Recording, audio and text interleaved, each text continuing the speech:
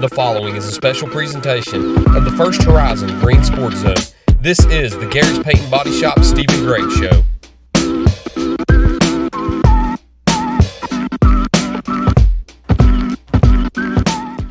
Welcome back to First Horizon's Greene Sports Zone, and welcome back to this week's edition of the Gary's Paint and Body Shop Stephen Gregg Show, where we cover everything on the hardwood with the South Greene Lady Rebels basketball team. We'll talk about the past two Christmas tournaments that the Lady Rebels played in over in Rogersville and down in Pensacola, Florida. But first, as always, we need to go ahead and get a quick break in first, so stick with us. We'll talk about all of those games here on First Horizon's Greene Sports Zone.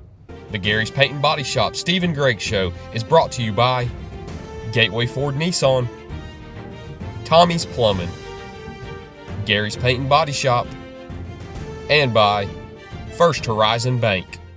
Twist on your typical banking options. What if instead of choosing between a big bank or a small bank, you had one bank that's the best of both? That's First Horizon. Big bank muscle with small bank hustle. Big bank convenience and small bank connection. When the best of big meets the best of small, you get it all. To help you on the road to your horizon. First Horizon Bank. Welcome back to First Horizon's Greene Sports Zone, and welcome back to this week's edition of the Gary's Paint and Body Shop Stephen Gregg Show, where we cover everything on the court with the South Greene Lady Rebels basketball team. As always, I'm joined here with South Greene head coach Stephen Gregg. Coach, how's it going? Going well. Let's talk about the holidays a little bit. You competed in two tournaments, one just a short trip over in Rogersville, one across a few state lines into Florida. But before we talk about that, how were your holidays? It was very short-lived. That's exactly what Coach Hosey said. But we had a really good time. You know, it was very family-oriented and had really good weather, just like today. You know, it's kind of uncharacteristic for this time of year, but the Florida trip was really nice. And I think this has been maybe the second year in a row now that you've been in the Big H Barbecue Classic and a tournament right after Christmas, too. So I don't know if the previous years before, when I started covering you all, if you did that before, but being in two tournaments surrounding Christmas like that, do you like that a lot better? I do. It feels like you keep your kids, you know, in rhythm, and there's not a lot of big gaps and overlays between games.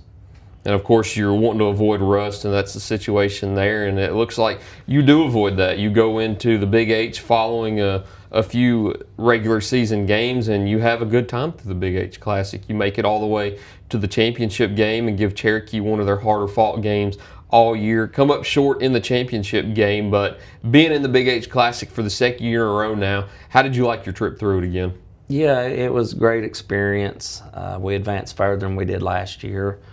First game, we avenged a loss. You know, we opened up Hall of Fame driving to Union County, and they beat us by 9, and we turned around and beat them, I think, by 4 or 5 in the opening round. That game could have went either way. So that's showing, you know, some vast improvement from, you know, early November to mid-December. And then the second round, we met West Greene again, and we had improved on you know, the week prior when we beat West Greene. You know, we surmounted more of a win. So it's showing that we are improving. And then able to get back to Cherokee was a team that doubled us up the first time we played them. And over at the Thanksgiving tournament at Granger, I don't remember what the score was, maybe 64-32. And just to show that we're heading in the right direction. We led most of that game, and it was a 1-point game with like a minute and a half to go. So we've turned a 34-point loss into, you know, a 1-possession game there. So I'm pleased with how the girls have rebounded and turned their season around. And then we just followed that up. You know, the next tournament went in, but Big H was really good because it's not too far of a drive, and to have success in a tournament, you know, is key at this point of the season, because you don't want to get battered and beaten down and then have to spend weeks upon weeks to try to get your team picked back up. You know, this is that part of the season where you got to start making strides in the right direction. And, you know, I mean, the second push is the meat of your conference. So I'm glad we've done what we've done and the success we've had. I I mean, we started out 2-6, and I think we're 9-8. So we're 7-2 our last 9, and you know, I felt like we could have won the Cherokee game, and then you know we lost a close one down in Pensacola. So we could very easily say we're on a 9-0 run right now. And you look at the Big H Classic, and it's unlike many others because you go in there and all 3 teams that you play are 3 teams that you had already seen before in the season. I think we had talked about that. But how beneficial was that towards your growth as a team? Because you lose to Union and then you're able to beat Union. You play West Greene, who you know you'll see again in conference, knowing that you've beat them twice, you can beat them a 3rd time, and then knowing that you take a 32-point loss to Cherokee to just a 5-point loss where you had the lead late in the 4th quarter. So how much did that conference or that classic really means towards your all's growth? Oh, it's huge because you're seeing progression, you're seeing growth, maturity, and it's not just on one side of the ball. It's all the way around, you know. And you know, it's kind of sort of like our next opponent with Granger. They pretty much doubled us up the first time we played them, so now we get to see if we're still chipping away and it can go beat people that beat us. You know, it is good to see that we've improved, but let's start winning the close games, and that's when you know your team's where they need to be. And you enjoy Christmas, then you travel across state lines down into Florida. You have a successful trip down there going 2-1, and like you said, could have went 3-0 if a few things go differently. But talk to me about the trip down to Florida and how different it was this year. Yeah, I mean, it was really a good family trip. You know, we had all the boys and girls families went, and it was good to have support when you went to a gym away from there, and they all supported one another, and the weather was great. So, you know, we took it as, you know, a business approach when we got to the gym, but to see the kids bond and you know, go to the beach and go to the pool and, you know, just do their own thing and go eat out at night together. That's awesome to see because we don't always see that in years past. You know, when we would play here in a tournament in town, they just show up and, you know, I get to see them 15 minutes before we play. Mm-hmm. But to be able to experience a nice trip and see the kids away from just practice and games, it was really a cool thing. And, you know, the food was nice down there. The weather was nice. And we went 2-1, so we competed. And even in the game that we lost, it was almost like we're maybe at a you know, it's almost how to feel like you're in East Tennessee a little bit. The first game we lost, we shot 4 free throws to our opponent's 28. It sounds a lot like the championship of the Big H Classic. Well, there is a comparison there. But, you know, our kids got to be more apt to penetrate and make the fouls more obvious, you know. So you can learn from that game and try to structure your offense to get the kids, you know, attacking the paint a little more. But, you know, it's hard to fuss at a team when you get 24 less free throws and you lose a game by 7. And so it's just, what do you say to them? And, you know, I don't want to come off and sound like, you know, it's an official's fault. You know, that's just something you have to deal with. They're a part of the game plan. You know, you have to play well enough to not let the officials step into the game. And, you know, the last 2 losses, I guess, Cherokee and there, we're not going to the foul line as much. And that used to be a big goal of ours. One of our team goals was we want to make more free throws than the other team shoots. And we're not even close to that right now. So it tells me maybe in our offense we're looking to settle more for the long ball. And even when we do attack, we're jumping away from the contact instead of finishing through the rim or finishing through bodies. And that's something that as a coach and a coaching staff, we have to just sit here and say, okay, you've done the hard part, you've shredded the defense, but why bail them out? And, you know, that's part of growing and maturing. So hopefully we can control that a little bit and help ourselves in that area of the game moving forward. And how was the atmosphere down there at the tournament also? It's a lot different going across state lines to a territory you're not familiar with, different weather, different venues, crazy enough, different teams, but you still play a lot from the state of Tennessee. But how was the entire atmosphere at this tournament? Yeah, it was a well-run tournament. I mean, top-notch. You know, when you were there, you felt like you were not necessarily prestige, but you were welcomed. And they just, you know, anytime we needed anything answered, they were there. There's a lot of, you know, restaurants and things like that willing to help out. It was just really a cool environment. We played at a rec center over there that had 2 really nice gyms, and they played at some local high schools. So they really know how to run a tournament and make you feel welcome. You know, and the hotel staff was great. So all in all, you kind of wish you had done it years ago, you know. I've been coaching 16 years in high school, and I've always wanted to branch out and let my team and my kids experience what it feels like. Because right now, you've got to be moving forward. You can't be moving backwards. And have an opportunity to go do things as a team. I mean, when you're sitting around in a hotel after you play at 2 o'clock in the day, you know, it kind of forces them to have to bond and unite better. And, you know, I was just thankful to have the opportunity to go. And I think the kids really had a good time. And before I go into this next topic, there needs to be a disclaimer. This is no knock on the Ladies Classic that we have here in town, but being able to branch out of the Ladies Classic for the first time in the 36 years that they've had the Ladies Classic, going into Florida, winning games, playing competitive, how much more different was this tournament for your team's confidence, knowing that you travel across state lines, you win a couple games, you play competitive in all 3, instead of going into the Ladies Classic playing teams that I would say are out of South Greene's league and out of everybody else's league, going in knowing that you have a very slim chance to win a lot of those games?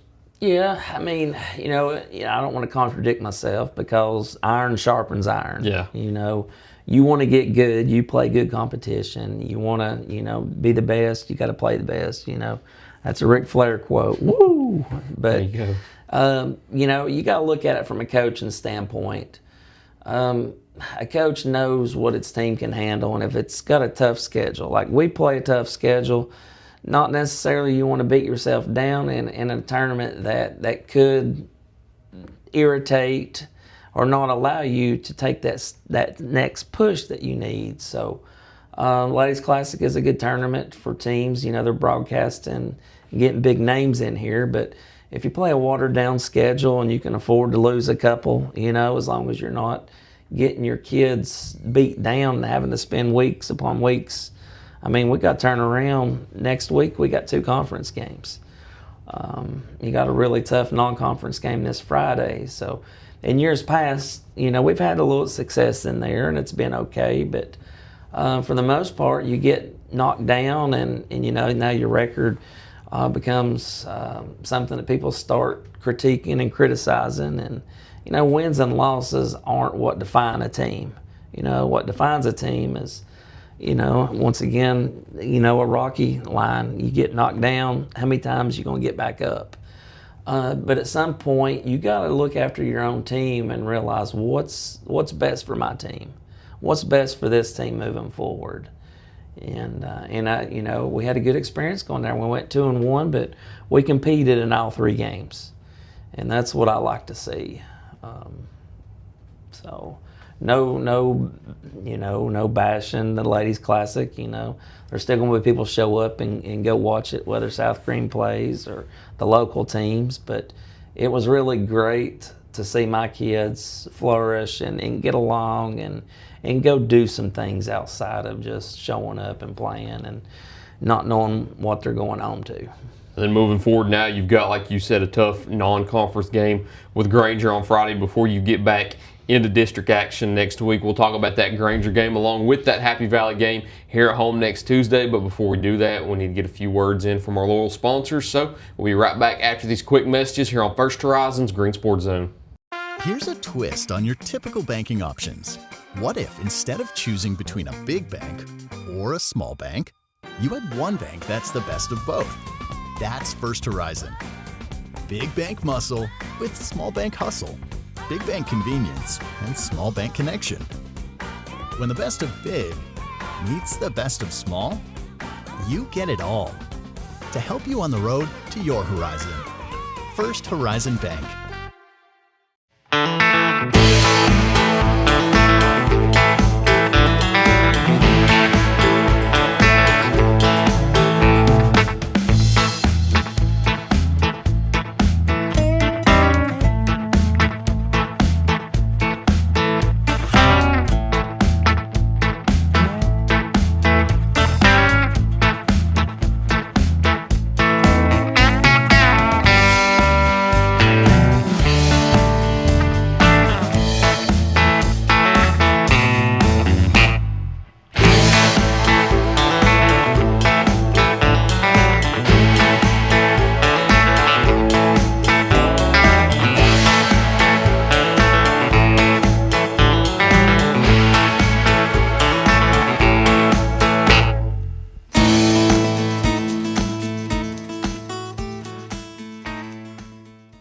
Tommy's Plumbing has been in business for 30 years, and we're still growing because we treat our customers like family.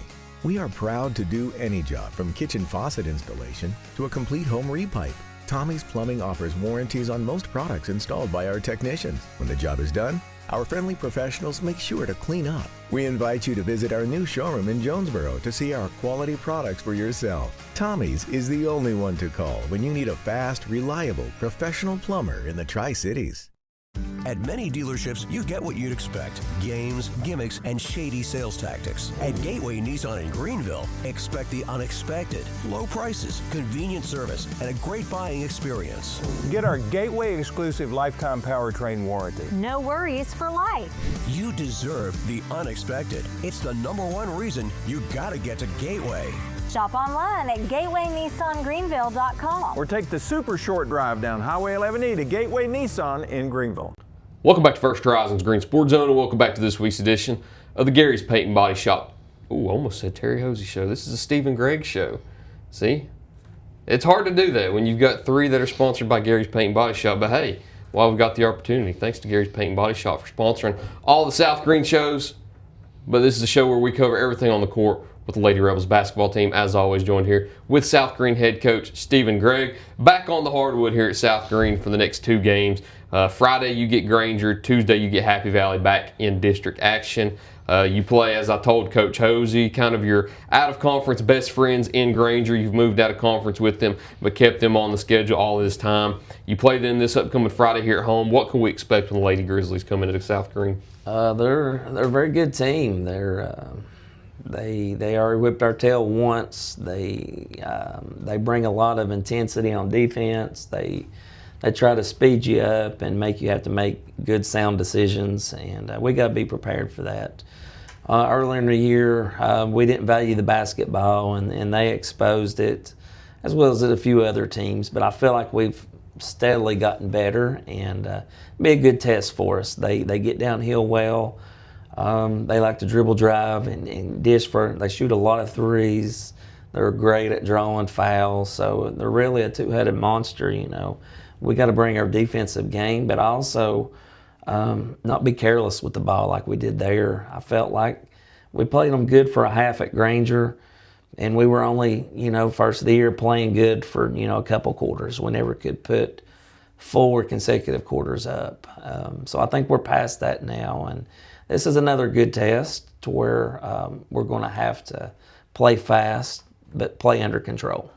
And then coming in here on Tuesday with Happy Valley get back into district action. Already started the district season well with a 2-0 record at first place in the conference, looking to bump that up to 3-0 and get a tighter grip on all your competition. What's it going to take on Tuesday whenever the Lady Warriors come in here? We just got to have quicker starts and strong finishes. That's kind of what our motto is right now.